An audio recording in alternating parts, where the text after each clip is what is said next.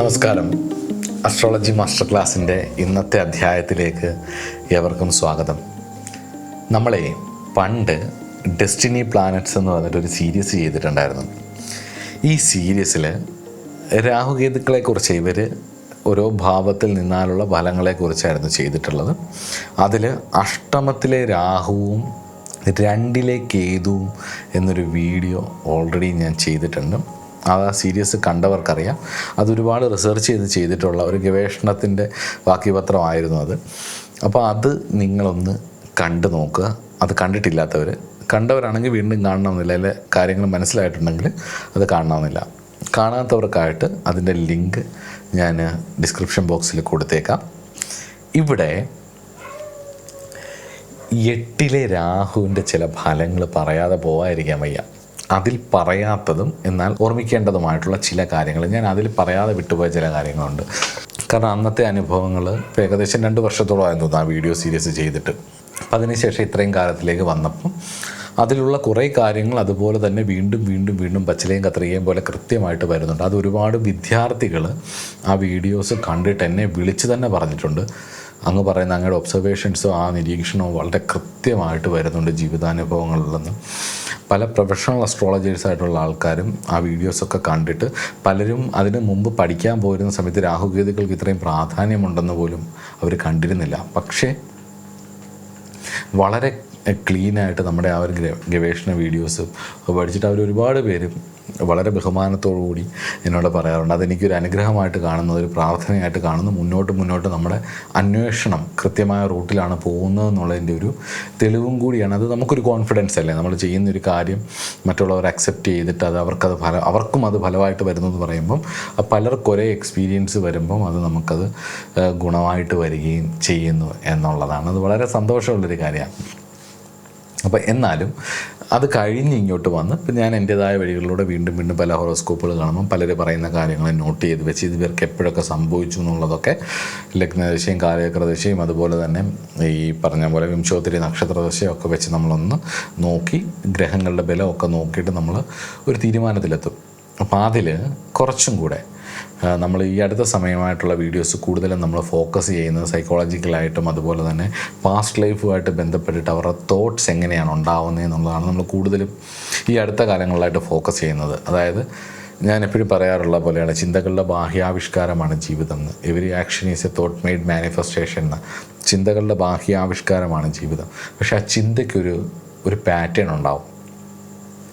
അത് നമ്മളിലേക്ക് ആ ചിന്ത വരുന്നതിന് മുമ്പ്, അല്ലെങ്കിൽ ചിന്ത എന്ന് പറയുന്നത് വൈഖരീതലത്തിലേക്ക്, പരാതലത്തിൽ നിന്നും ആ ചിന്ത വൈഖരീതലത്തിലേക്ക് എത്തുമ്പോഴത്തേക്ക് നമുക്ക് മനസ്സിലാവുന്ന തരത്തിലേക്ക് അത് മാനിഫെസ്റ്റ് ചെയ്യപ്പെടുമ്പം അതിന് മുമ്പ് നമുക്ക് പോലും തിരിച്ചറിയാൻ പറ്റാത്ത ഒരവസ്ഥയിൽ ആ ചിന്ത ഡെവലപ്പ് ചെയ്യുമ്പം അതെന്തുകൊണ്ട് ഇങ്ങനെ ഇയാൾ ചിന്തിക്കുന്നു എന്നുള്ളത് നമുക്കൊരു കൗതുകമുണ്ട്. അപ്പോൾ അത് വെച്ചിട്ടാണ് നമ്മൾ അവരുടെ പാസ്റ്റ് ലൈഫ് കർമ്മ, ആ സോളിൻ്റെ പാറ്റേണൊക്കെ നമ്മൾ നോക്കുന്നത്. അപ്പോൾ അത് വെച്ചിട്ടാണ് നമ്മൾ ഈ കാര്യങ്ങൾ പറയുന്നത്. അപ്പം നമുക്ക് കുറച്ച് സൈക്കോളജിക്കലായിട്ടുള്ള കാര്യങ്ങൾ ഇതിനെ നോക്കാം. അപ്പോൾ ഇന്നത്തെ ക്ലാസ്സിലേക്ക് ഏവർക്കും സ്വാഗതം.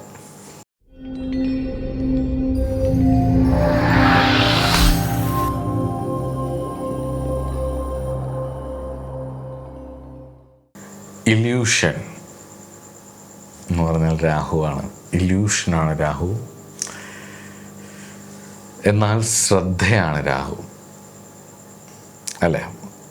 അപ്പം ശ്രദ്ധ ആണ് രാഹു. അതുപോലെ തന്നെ ഹൈലി അറ്റാച്ച്ഡ് ആണ് രാഹുവിൻ്റെ കാര്യങ്ങൾ. ഭ്രമമാണ് രാഹു. കംഫോർട്ട്, നമ്മുടെ കംഫോർട്ടും വാസനകളെ കംഫോർട്ടാക്കുന്നതുമാണ്. അപ്പം 8-ാം ഭാവത്തിലെ രാഹു മനസ്സിനുണ്ടാക്കുന്ന സങ്കീർണമായിട്ടുള്ള ചില കാര്യങ്ങൾ ഞാൻ പറയാം. അതിലൊന്നാമത്തത് ക്രോണിക് ആങ്സൈറ്റിയാണ്, അഭൗമമായിട്ടുള്ള ഉത്കണ്ഠ. 8-ലെ രാഹുവിൻ്റെ ഒരു സ്വഭാവമാണ്. വ്യക്തമായ കാരണങ്ങളില്ലാതെ മനസ്സിൻ്റെ ഒരു ഭയം എപ്പോഴും നിലനിൽക്കും, ഒരു പേടി ഉണ്ടാവും എന്നുള്ളതാണ്. പ്രത്യേകിച്ച് അപ്രതീക്ഷിതമായി എന്തോ സംഭവിക്കാൻ പോകുന്നു എന്ന തോന്നൽ ഇവരെ അസ്വസ്ഥരാക്കും. വാസ്തവത്തിൽ ഇവർ സ്പിരിച്വാലിറ്റിയിലേക്കൊക്കെ വന്നു കഴിഞ്ഞ് കഴിഞ്ഞാൽ ഇവരുടെ ഒരുപാട് തോട്ട് പ്രോസസ്സുകൾ, ഇവരുടെ ആ ഒരു ഇൻവെസ്റ്റിഗേറ്റിംഗ് രീതി, ഈ ഉത്കണ്ഠയൊക്കെ മാറ്റിയിട്ട് ഇവർക്ക് ഒരുപാട് കാര്യങ്ങളെ തിരിച്ചറിയാൻ പറ്റും എന്നുള്ളതാണ്. ഇതിൻ്റെ സങ്കീർണമായിട്ടുള്ള കാര്യങ്ങൾ, ഇപ്പോൾ സ്പിരിച്വലായിട്ടൊക്കെ ഹൈലി ഡൗൺ ആയിട്ടുള്ള ഒരാളുടെ രീതിയിൽ നിന്ന് നമുക്ക് നോക്കാം. അപ്പം ഇത് പലപ്പോഴും മരണത്തെക്കുറിച്ചോ രോഗങ്ങളെക്കുറിച്ചോ ഈ ഹൈപ്പോകോൺട്രിയ എന്നൊക്കെ പറയും, അതായത് അമിതമായിട്ടുള്ള ചിന്തകളിലേക്കൊക്കെ ഇവരെ നയിക്കും. ഇങ്ങനെ ചിന്തിച്ചു കൂട്ടും. അതുകൊണ്ട് തന്നെ 8-ൽ രാഹു ഉള്ളവർ ദുർശീലങ്ങളിലേക്കൊന്നും ഒരിക്കലും പോരുന്നുണ്ട്. മനസ്സങ്ങ് കൈവിട്ട് പോയാൽ തിരിച്ചു കയറാൻ വലിയ പാടായിരിക്കും. അത് സൂക്ഷിക്കാം. രണ്ടാമത്തത് ഒബ്സഷൻ വിത്ത് ദ ഒക്കൾട്ടാണ്. അതായത് നിഗൂഢതകളോടുള്ള ഒരാഭിമുഖ്യം, ഒക്കൾട്ടായിട്ടുള്ള വിഷയങ്ങളോടുള്ള ഒരു ആഭിമുഖ്യം ഇവർക്കുണ്ടാവും. സാധാരണക്കാർക്ക്, സാധാരണ ചിന്തയുള്ളവർക്ക് അപ്രാപ്യമായിട്ടുള്ള കാര്യങ്ങൾ അറിയാനുള്ള തീവ്രമായിട്ടുള്ള ഒരാഗ്രഹം, ഒരന്വേഷണം ഇവർക്കുണ്ടാവും. പലപ്പോഴും ഇവർക്കത് രണ്ടിക്കേത് നിൽക്കുന്നുണ്ട്. അത് പ്രസൻറ്റ് ചെയ്ത് കൊണ്ടുവരാൻ പറ്റിയില്ലെങ്കിൽ പോലും സാധാരണക്കാർക്ക് അപ്രാപ്യമായ വിഷയങ്ങളിൽ ആഴത്തിലൊരു അറിവ് ഇവർക്കുണ്ടാവും. ജ്യോതിഷം, മാന്ത്രിക വിഷയങ്ങൾ, ഗൂഢതന്ത്രങ്ങൾ, മനഃശാസ്ത്രം എന്നിവയിൽ ഇവർ ആകൃഷ്ടരാവുകയും ഉപരിപ്ലവമായിട്ടുള്ള അറിവുകൾക്കപ്പുറമായിട്ട് കാര്യങ്ങളെ ഉള്ളിലേക്ക് ഇറങ്ങി അതിനെ മനസ്സിലാക്കാനുള്ള ഒരു ശ്രമവും ഇവർക്കുണ്ടാവും എന്നുള്ളത് ഉറപ്പാണ്. അടുത്തത് തീവ്രമായിട്ടുള്ള വികാര വിക്ഷോഭങ്ങൾ വളരെ ചെറുപ്പത്തിലുണ്ടാവും എന്നുള്ളതാണ്. പെട്ടെന്ന് ഇറിറ്റേറ്റഡ് ആവും, പെട്ടെന്ന് വികാരങ്ങൾ, രാഹുവിൻ്റെ സ്വാധീനം വികാരങ്ങളെ വല്ലാണ്ട് പെരുപ്പിച്ച് കാണിക്കും. ചിലപ്പോൾ ചെറിയ പ്രശ്നങ്ങൾ മാത്രമേ ഉള്ളൂ, ഒരു ഇമോഷണലിയൊക്കെ ചിലപ്പോൾ വല്ലാണ്ട് ഡൗൺ ആവും. അതുകൊണ്ട് തന്നെ ജീവിതത്തിലെ ചെറിയ പ്രതിസന്ധികൾ പോലും ഇവർക്ക് വലിയ പർവ്വതമായിട്ട് തോന്നാം. അതുകൊണ്ട് പ്രതിസന്ധിയെ നേരിടാൻ ഇവർ കണ്ടെത്തുന്ന വഴികൾ വളരെ വ്യത്യസ്തവും അപ്രതീക്ഷിതവുമാണ്. അതുകൊണ്ട് തന്നെയാണ് ഞാൻ പറയുന്നത്, ഈ വ്യത്യസ്തമായിട്ടുള്ള വഴികൾ പോകുമ്പം പ്രതിസന്ധികളെ ഓവർകം ചെയ്യാനും സ്വസ്ഥതയ്ക്കും വേണ്ടി സൈക്കിഡെലിക്സിൽ ശരണം പ്രാപിക്കരുത്. പിന്നെ ഒരുപാട് വർഷങ്ങളെടുക്കും കയറി വരാൻ. അത് ചെയ്യരുത്. കാരണം ലൈഫ്, ശരീരം കൂടി കയ്യിൽ നിന്ന് അങ്ങ് പോകും. അത് അങ്ങനെ ഉള്ളവരെ കണ്ടിട്ടുണ്ട്. അവർക്ക് പറയാൻ ഒരുപാട് ന്യായങ്ങളുണ്ടാവും. കുറ്റവും പറയുന്നില്ല, ആരെയും ജഡ്ജ് ചെയ്യാനോ കുറ്റം പറയുന്നൊന്നുമില്ല. പക്ഷേ ഒരു ജ്യോതിഷ ഗവേഷകൻ അല്ലെങ്കിൽ ഒരു ആചാര്യസ്ഥാനത്തിരിക്കുന്ന ഒരാളെന്നുള്ള രീതിയിൽ, അല്ലെങ്കിൽ കുഞ്ഞുങ്ങൾക്ക് നല്ല കാര്യം പറഞ്ഞു കൊടുക്കേണ്ട ഒരു വ്യക്തി എന്നുള്ള രീതിയിൽ ഈ വിഷയവുമായിട്ട് ബന്ധപ്പെട്ടിട്ട് അത് ചെയ്യരുത് എന്നുള്ളതാണ് എൻ്റെ ഒരു അഭിപ്രായം. തീവ്രമായിട്ടുള്ള ആ വികാര വിക്ഷോഭങ്ങളിൽ പ്രത്യേകിച്ച് ഇപ്പോഴത്തെ സിന്തറ്റിക്സ് പോലുള്ള സിന്തറ്റിക് ഡ്രഗുകളൊക്കെ ആണ് യൂസ് ചെയ്യുന്നുണ്ടെന്നുണ്ടെങ്കിൽ ആത്മഹത്യാ പ്രവണത, ആരെങ്കിലുമൊക്കെ കൊല്ലാൻ, ആ സമയത്ത് വേറെ രീതികളിലേക്കൊക്കെ നിങ്ങൾ പോവും. ചെയ്യരുത് എന്നുള്ളതാണ്. അതുപോലെ തന്നെ ഇവരുടെ ഒരു രഹസ്യ സ്വഭാവമുണ്ട്, ഒരു ഹിഡൻ നേച്ചറുണ്ട്. സ്വന്തം കാര്യങ്ങൾ രഹസ്യമാക്കി വെക്കാൻ ഇവർക്ക് പ്രത്യേകമായിട്ടുള്ളൊരു താല്പര്യം ഉണ്ടാവും.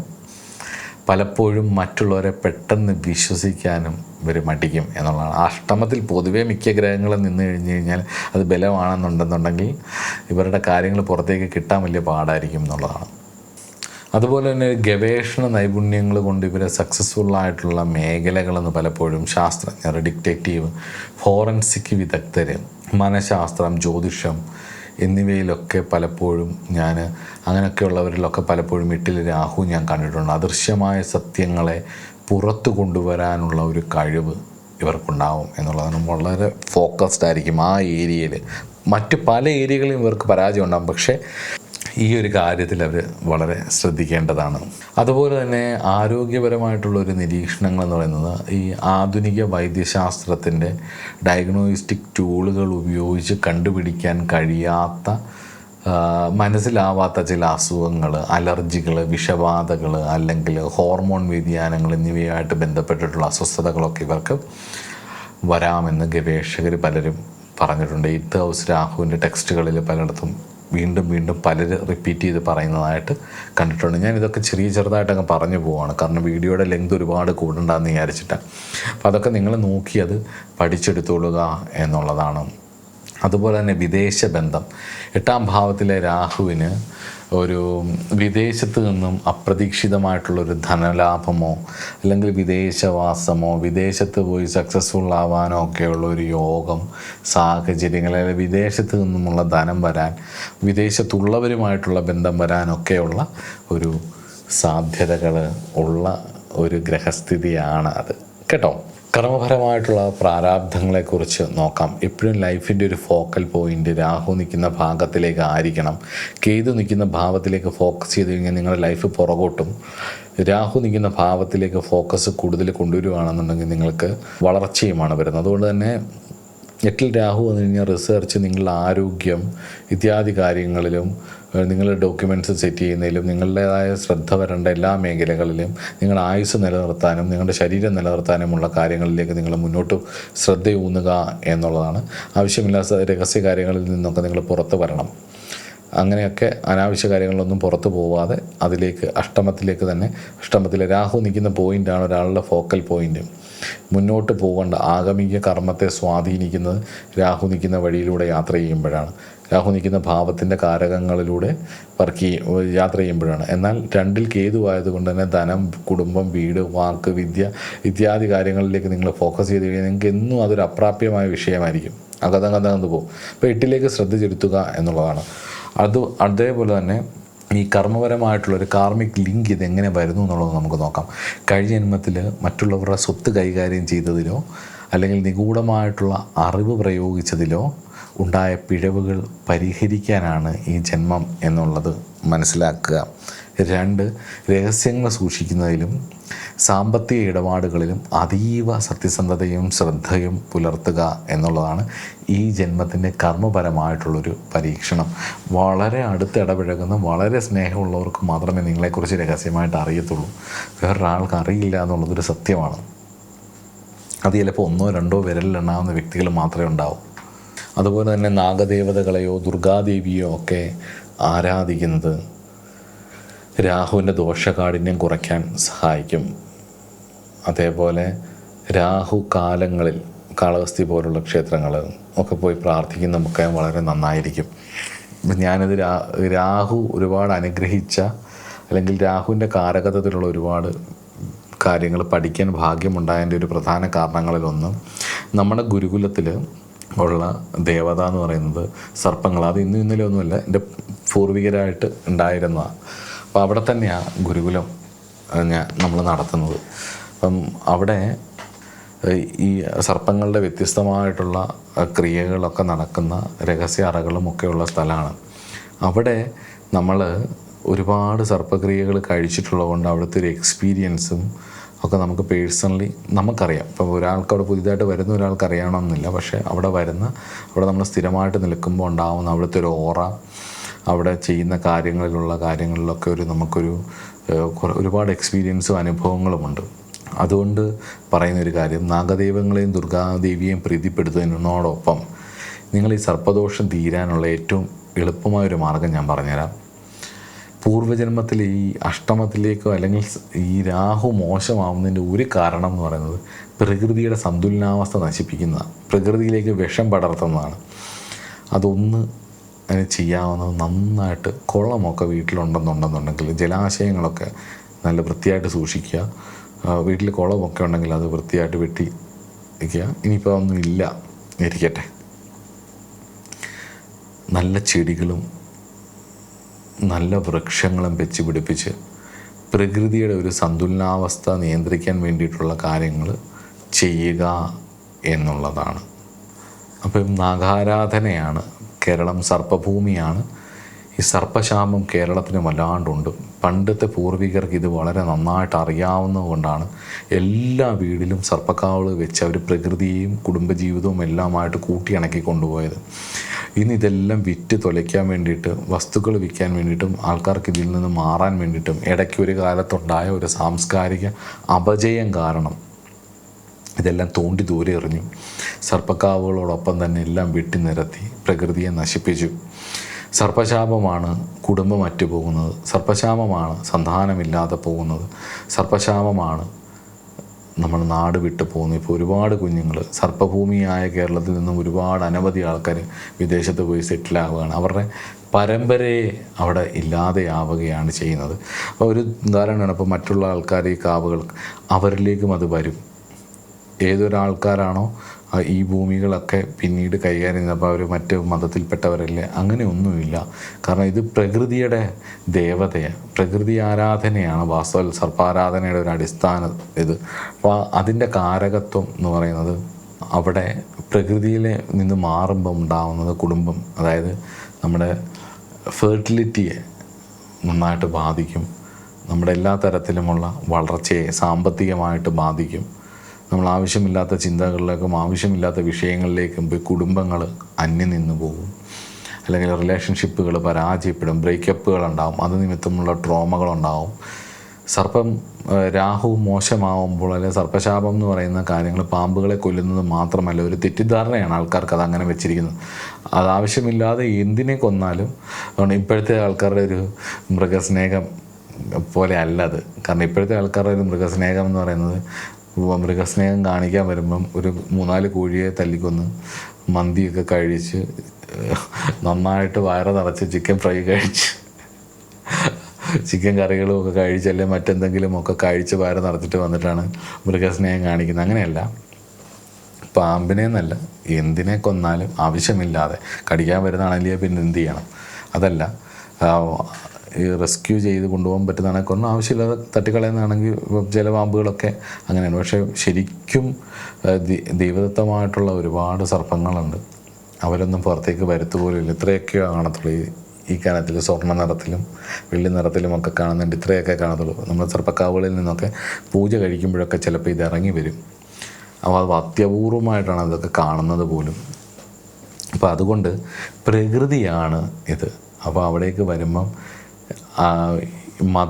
ഒന്നുമില്ല, ഈ ജാതി എന്നൊന്നുമില്ല. ആ ഭൂമിക്ക് ഒരു പ്രത്യേകതയുണ്ട്. ചില ആൾക്കാർ പറയും ഞങ്ങളിത് ആവാഹിച്ച് കൊടുത്തു, പാമ്പുമേക്കാട്ടു നിന്ന് വന്നു, അല്ലെങ്കിൽ ഇന്നടത്തു നിന്ന് വന്നു എന്നൊക്കെ.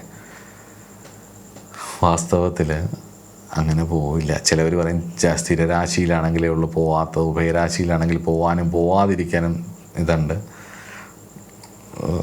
ചരരാശിയിലാണ് ഉറപ്പായിട്ടും പോകുന്നത്. ആ വസ്തുവിലെ ചൈതന്യമാണത്.